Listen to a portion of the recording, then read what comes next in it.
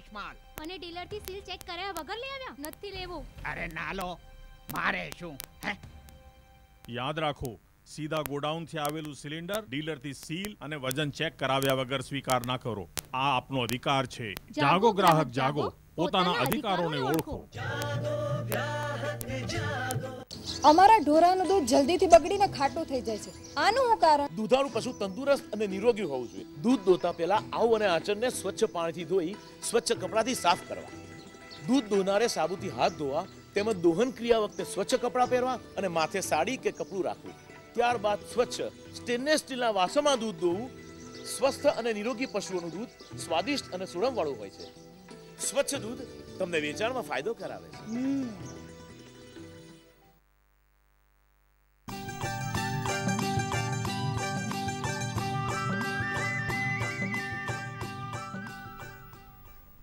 વિરામ બાદ આપનું સ્વાગત છે. આપણે વાત કરી રહ્યા છીએ કોમર્શિયલ ડેરી ફાર્મિંગની.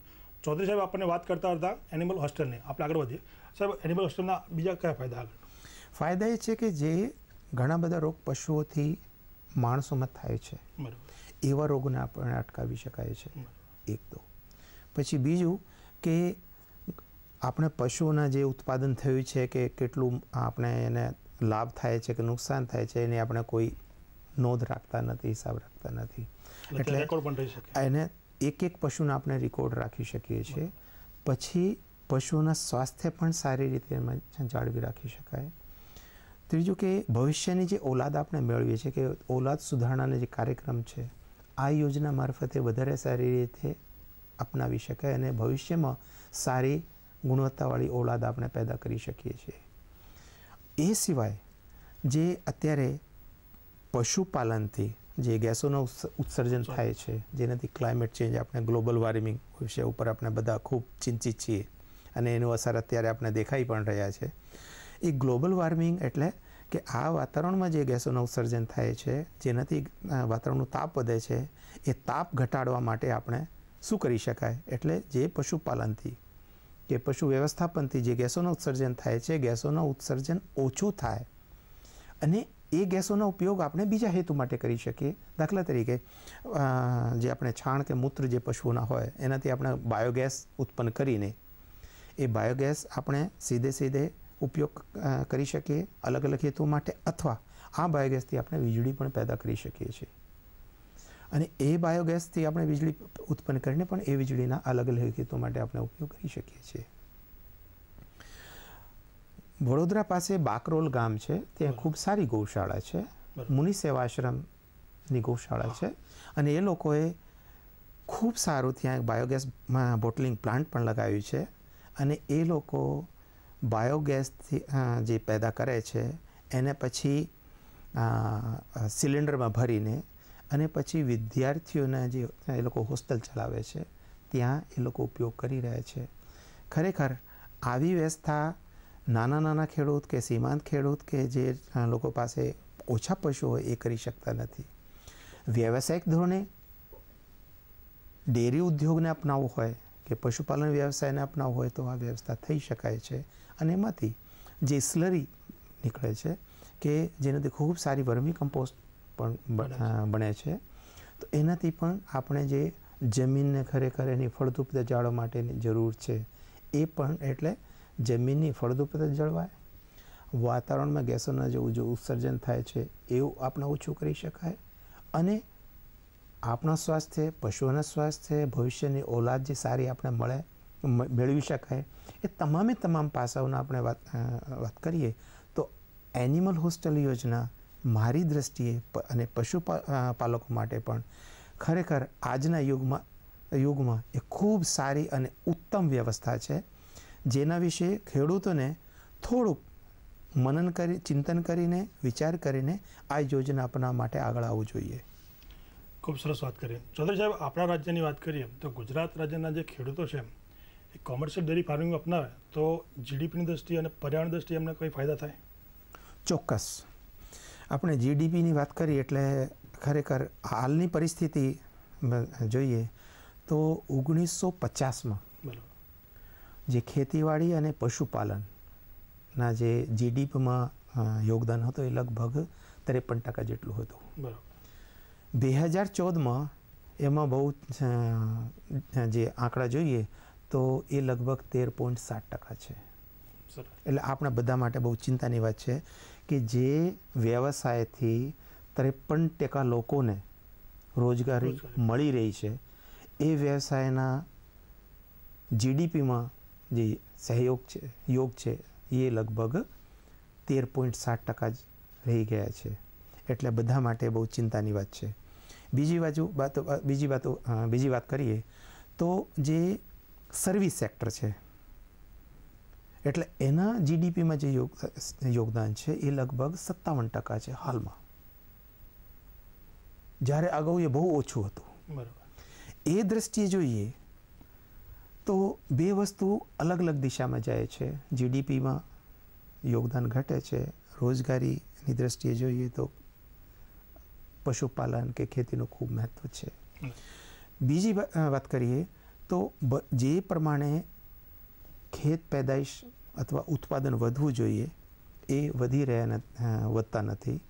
આપણી સંખ્યામાં વધારો થઈ રહ્યો છે, પશુઓની સંખ્યામાં વધારો થઈ રહ્યો છે. હવે ભવિષ્યમાં એનું આયોજન કેવી રીતે કરવું જોઈએ એ આપણા બધા માટે એક ચિંતાની વાત છે.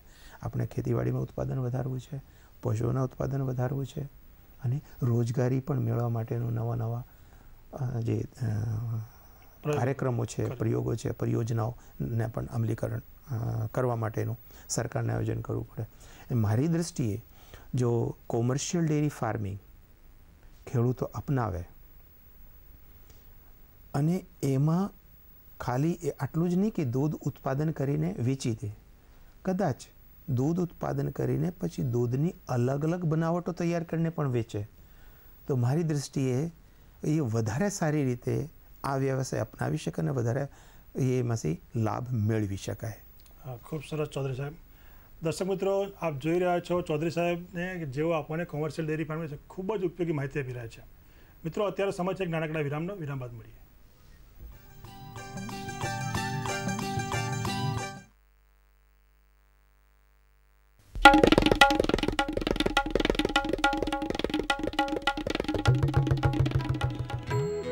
બા, હું જાઉં છું નિશાળે ભણવા. નિશાળે?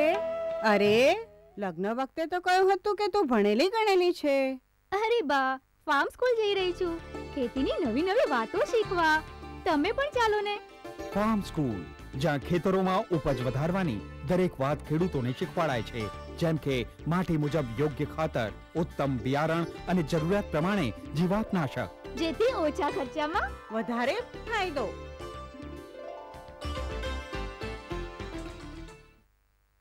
શું જબરજસ્ત ચાલે છે. બિલકુલ હીરો જેવો. સાંભળ્યું છે તેમાં બહુ તાકાત છે. મજબૂતીમાં પ્લસ. આખા દેશનો હીરો છે. ક્યારે થાકતો નથી, બસ દોડતો જ રહે છે. માઇલેજમાં પણ પ્લસ. શક્તિવાળો આવી રહ્યો છે. જુઓ શક્તિ. અરે શક્તિ, તું તો મોટો માણસ બની ગયો છે. પ્લસ ના જાદુ સાથે કંઈ પણ થઈ શકે છે. પ્રસ્તુત છે MRF શક્તિ લાઈફ પ્લસ. પ્લસ નો જાદુ.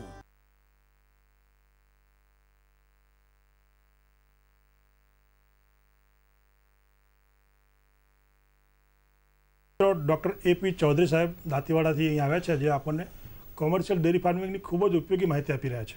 આપણે આગળ વધીએ. ચૌધરી સાહેબ, આગળ વધીએ તો કોમર્શિયલ ડેરી ફાર્મની વાત કરી રહ્યા છીએ તો આની વિશેષતાઓ છે.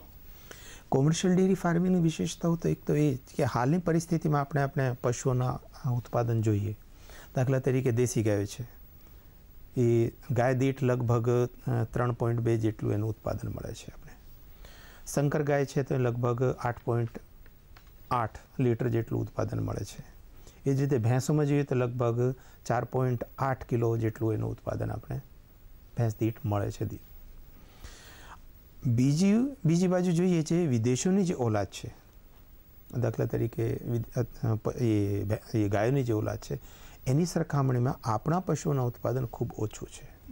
એટલે અહીંયા અપાર તકો છે કે આપણે આ પશુઓના ઉત્પાદન વધારી શકાય. આ પશુનું ઉત્પાદન વધારવા માટેનું શું કરી શકાય? એ આયોજન જો આપણે કોમર્શિયલ ડેરી ફાર્મિંગ અપનાવીએ તો એમાં બહુ સરળતા રહેશે. કેમ કે એક તો ઘણા બધા ખર્ચો ઓછો થઈ જાય છે. પછી ભવિષ્યમાં જે ઓલાદ આપણે મળશે એનું ઉત્પાદન જે અત્યારે આપણી પાસે પશુઓ છે એના કરતાં આપણે વધારે એનું ઉત્પાદન મળશે, તો આર્થિક રીતે એમાં ફાયદો થશે. બીજી બાજુ જેમ મેં અગાઉ વાત કરી, વાતાવરણના હિસાબે જે ગેસોનું ઉત્સર્જન વગેરે જે છે એમાં ઘટાડો થશે, રોગચાળાનું જે પ્રમાણ છે એ ઓછું કરી શકાય.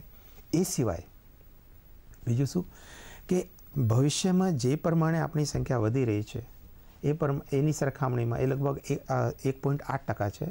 જ્યારે આપણે દૂધ ઉત્પાદન જે વધી રહ્યું છે લગભગ 4% લેખે એની ગ્રોથ છે વાર્ષિક. એમાં પણ ઓર વધારે આપણે ઉત્પાદન મેળવી શકાય. એ દ્રષ્ટિએ જે ભવિષ્યમાં જે આપણે સામે પડકારો દેખાય છે કે ભવિષ્યમાં આપણે દૂધની વધારે જરૂરિયાત પડશે, તો એ દ્રષ્ટિએ પણ આ કોમર્શિયલ ડેરી ફાર્મિંગ અપનાવીને ભવિષ્યમાં દૂધની જે જરૂરિયાત છે એ દિશામાં આગળ વધીને અને આ ભવિષ્યની જરૂરિયાતને પણ આપણે પૂરી કરી શકીએ. સરસ. ચૌધરી સાહેબ, આપણે ખેતીની વાત કરી કે પશુપાલનની, અત્યારે સૌથી મોટી સમસ્યા હોય ને ખેડૂતોની તો મજૂરની છે. મજૂરો મળતા હોતા નથી એમને. આપણે કોમર્શિયલ ડેરી ફાર્મિંગની વાત કરીએ છીએ તો આ જ સમસ્યા એમને નડે તો એમને શું કરી શકાય? ખૂબ સારી વાત કરી આપણે. હાલમાં આપણે કોઈ પણ કામ કરીએ જો માણસોથી કરાવીએ તો એમાં ખર્ચો વધારે થાય છે, સમય વધારે જાય છે. આ જ કામ જો આપણે મશીનથી કરીએ, અલગ અલગ પ્રકારની મશીનોથી, તો કામ બહુ ઝડપી થઈ જાય છે અને ખર્ચો પણ ઓછો આવે છે. એ જ રીતે કોમર્શિયલ ડેરી ફાર્મિંગમાં અલગ અલગ પ્રકારની જે કામગીરી છે એમાં કમ્પ્લીટ ઓટોમાઇઝેશન એટલે યાંત્રિકીકરણ, એટલે અલગ અલગ સાધનોથી અલગ અલગ કામ કરી શકાય, એટલે ઓછા માણસોથી પણ વધારે કામ કરી શકાય. દાખલા તરીકે આપણે ગાય કે ભેંસ દોહણની જે ક્રિયા છે બરાબર, એમાં લગભગ હાથથી આપણે દોહણની કામગીરી કરવી તો 10 થી 12 પશુઓના દોહણ કરી શકાય એક વ્યક્તિ. જ્યારે એ જ વ્યક્તિ જો એને મિલ્કિંગ મશીન આપણે આપી દઈએ તો લગભગ 40 જેટલા પશુઓની મિલ્કિંગ કરી શકાય. તો એ પ્રમાણે અલગ અલગ મશીનોના ઉપયોગથી થોડા માણસોથી પણ આપણે વધારે પશુઓની માવજત કરી શકીએ. બીજી બાજુ કે જે અત્યારે જોઈએ કે લગભગ ગયા વર્ષે મેં જોયું છે લગભગ લીટર દીઠ ₹4 કરતાં વધારે દૂધના ભાવ વધ્યા છે.